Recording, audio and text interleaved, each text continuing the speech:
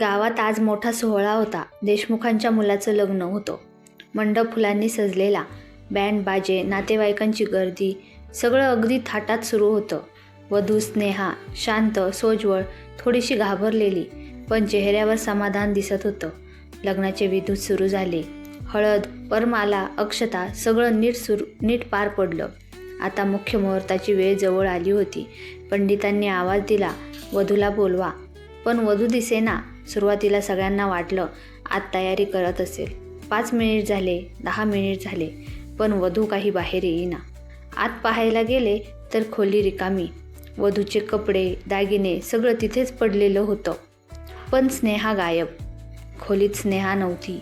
लग्न मंडपात गोंधळ उडाला. आई रडायला लागली. वडील हादरले. नवरा सुन्न झाला. तिला फोन केला तर तिचा फोन बंद सांगत होते. दारात उभी असलेली मैत्रीण म्हणाली, ती थोड्या वेळापूर्वी बाहेर गेली. कोणीतरी तिला नावानं हाक मारली होती. सगळ्यांना प्रश्न पडला, कोण असेल ते? नावाने हाक मारली म्हणजे ओळखीचेच कोणीतरी असेल. पोलीस आले. तपास सुरू झाला. तेवढ्यात एक चिठ्ठी सापडली. माझं हे लग्न नव्हतंच व्हायला हवं होतं. मी माझ्या इच्छेविरुद्ध इथे होते. मला माफ करा. सगळे हादरले. पण खरी गोष्ट अजून बाकी होती. ही स्नेहाची पळून जाण्याची योजना होती की कोणीतरी तिला जबरदस्तीने पळून नेलं? आणि चिठ्ठी ती खरंच स्नेहाने लिहिली होती का? स्नेहा गायब झाल्यानंतर संपूर्ण गाव हादरलं होतं. नवरदेव अमोल अजूनही मांडपातच बसून होता. सुन्न, विश्वास न बसणारा. पोलीस निरीक्षक देशमुख यांनी तपास सुरू केला. स्नेहाचा फोन सापडला. तो मंडपामागील विहिरीजवळ पडलेला होता. फोन उघडताच एक गोष्ट लक्षात आली. लग्नाच्या आदल्या रात्री तिला एकच नंबरवरून वारंवार कॉल येत होता. तो नंबर होता अजयचा. अजय, स्नेहाचं कॉलेजमधलं जुनं प्रेम. तपासात कळालं की स्नेहाचं लग्न तिच्या इच्छेविरुद्ध लावण्यात आलं होतं. घरच्यांना अजय मान्य नव्हता. गरीब, साधा मुलगा. लग्न ठरल्यापासून स्नेहा शांत झाली होती. पण लग्नाच्या आदल्या रात्री अजयचा फोन आला. आज निर्णय नाही घेतला तर आयुष्यभर पश्चाताप करशील, हे शब्द अजूनही फोनमध्ये रेकॉर्ड होते. पण प्रश्न होता, स्नेहा स्वतः गेली का? की अजय तिला घेऊन गेला? पोलीस अजयच्या घरी गेले. घराला कुलूप होतं. त्याचा मोबाईलही बंद होता आणि तोही गायब. तेवढ्यात आणखी एक धक्का बसला. स्नेहाची मैत्रीण पूजा घाबरत म्हणाली, स्नेहा लग्नात खुश नव्हती, पण तिला भीती वाटत होती. ती म्हणाली होती, तो मला सोडणार नाही. तो कोण? अजय की अजून कोणी? तपास आता वेगळ्याच दिशेने जात होता. इन्स्पेक्टर देशमुखांना आता खात्री वाटत होती.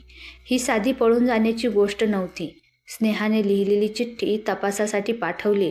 हस्ताक्षर तज्ज्ञांचा रिपोर्ट आला आणि सगळे हादरले. चिठ्ठी स्नेहाने लिहिलेली नव्हती. म्हणजे कोणीतरी मुद्दामून हे सगळं नाटक रचलं होतं. तपासात अजून एक धागा मिळाला. लग्नाच्या दिवशी मांडपात एक माणूस वारंवार फोनवर बोलत होता. तो होता अमोलचा चुलत भाऊ विक्रम. विक्रम कर्जात बुडालेला होता. स्नेहाच्या लग्नात येणाऱ्या सोन्या चांदीवर त्याची नजर होती.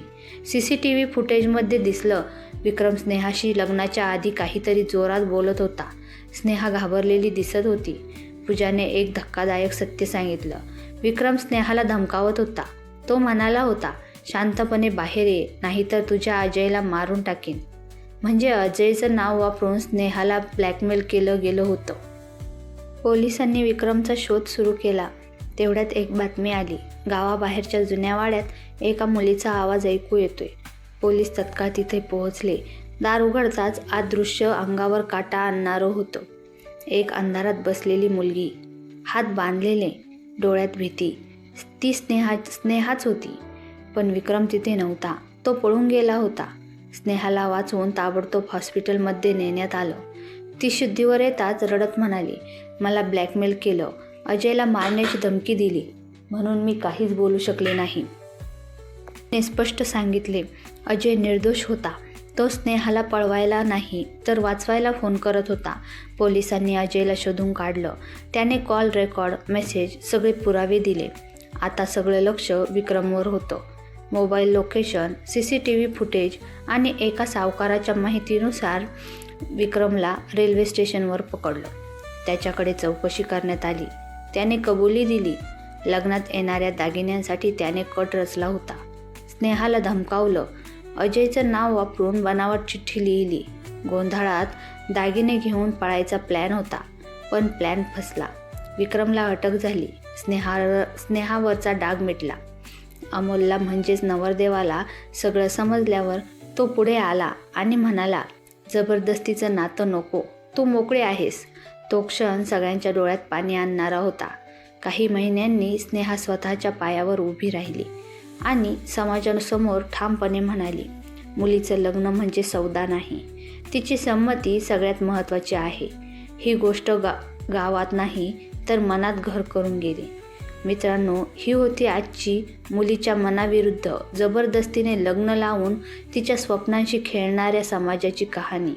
मुलगी ही एखादी बाहुली नाही जी तुम्ही कोणालाही देता आणि तिच्या मनाचा विचारही घेतला जात नाही. युग बदललं आहे असं म्हटलं जातं, पण अजूनही कित्येक ठिकाणी मुलींच्या मर्जीविरुद्ध त्यांचं लग्न लावून दिलं जातं.